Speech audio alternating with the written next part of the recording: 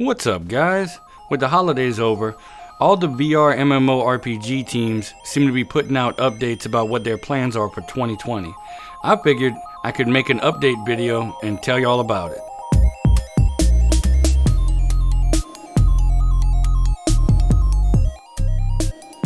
Alright, the first game we're going to talk about is Orbus VR. On the 23rd, the devs put out a roadmap for their first half of 2020.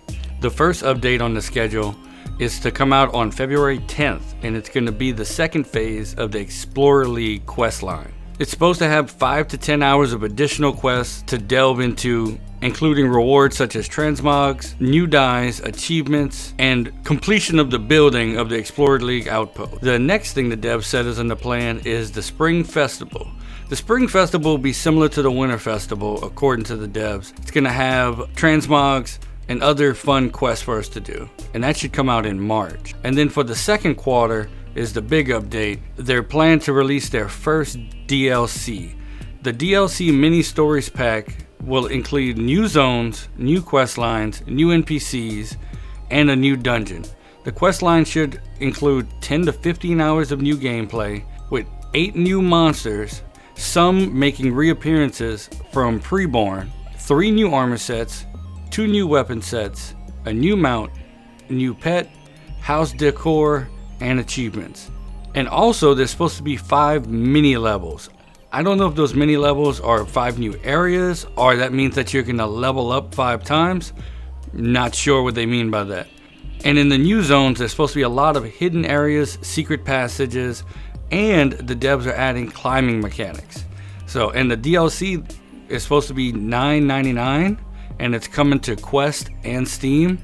We'll have to see how good it is when it comes out. I know I'll be buying it. Next game we're going to talk about is a Township Tale. I've never talked about a Township Tale on this channel yet. I know a Township Tale isn't technically an MMORPG. It's more of a multiplayer. It's more of a medium online RPG. The servers hold between 16 and 20 players. It can go up to 30 or 40, but then the game becomes really janky. Most of the time when you get in a Township Tale, you can be playing with between 8 and 20 players. But a Township Tale has a lot of the MMORPG mechanics in it, and it's one of the few VR titles that has those mechanics that we can really look at. So I feel like covering a Township Tale on here would be good for everybody. In fact, if you want to download a Township Tale, it's free to play. It's in like alpha right now. I'm going to leave a link in the description. But the latest news came on January 13th, where the devs put out about a 45-minute vlog on YouTube talking about the future of the game. Basically, they said they're going to stop working on small content updates that come out every 2 weeks, and they're going to start focusing on a larger update to come out less frequently. The first update that they plan to release is what they call the Forest update. And the Forest, according to the devs, is a procedurally generated adventuring and questing area, and it's going to be much more involved than the current mine that is in the game right now. The devs stated that the Forest update should be coming in the first half of 2020, and that it's going to become a large part of the progression in the future of the game, and it's where you're going to find your most legendary type equipment. And in Township Tale, that you don't find full pieces of equipment. You find metal and wood that is used to craft equipment. But he said that will probably be found in the Forest going forward. Wow, VR MMOs sure have come a really long way, haven't they?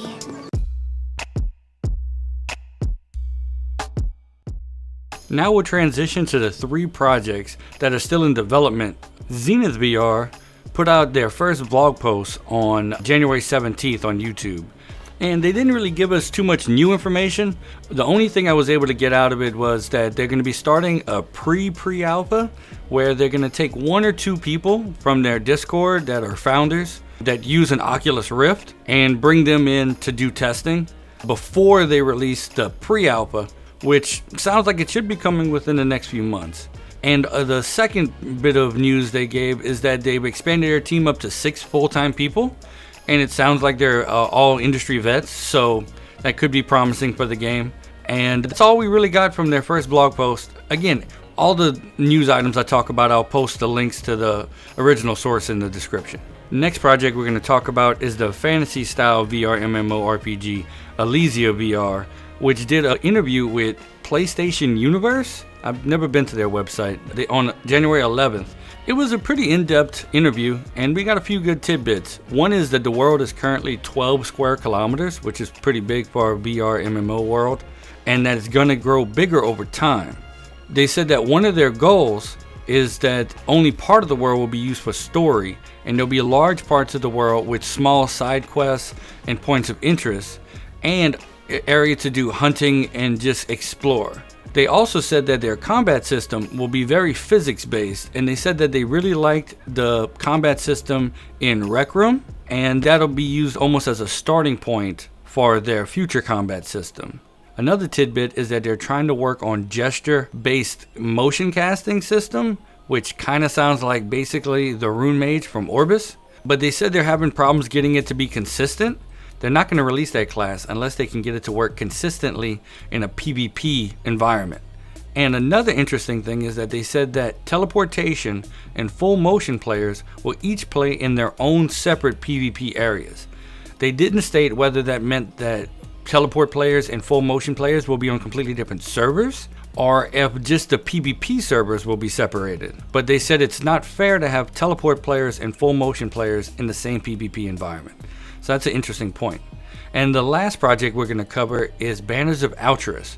The Banners of Altrus team released their supporter program on January 17th, which allows people who are excited about the game to donate $5 to $10 to the team to get special rewards, special ranks in the forums and Discord and in game. And also when the game comes out, it says that supporters will get cosmetic items and special pets and badges. They also added a supporter plus level, which is supposed to allow supporters to vote on things they'd like to add to the game and implement in the future. And they'll get special dev updates about the progress of the game. Sounds like a great way for the devs to, get support before they release their Kickstarter, which should be coming pretty soon, it sounds like, sometime in the first half of this year. And that's all the news I have for you today. Thanks for watching. This is the first time I've tried this type of video. I'm going to try to put one out once a month and maybe once every 2 weeks. It all depends on how much news comes out to give to y'all. If you like this video, like and subscribe. That way you can keep up to date on all these projects. If you're really interested in any of these projects that you heard about, I'm going to leave links to everything in the description. And that's it. Thanks for watching.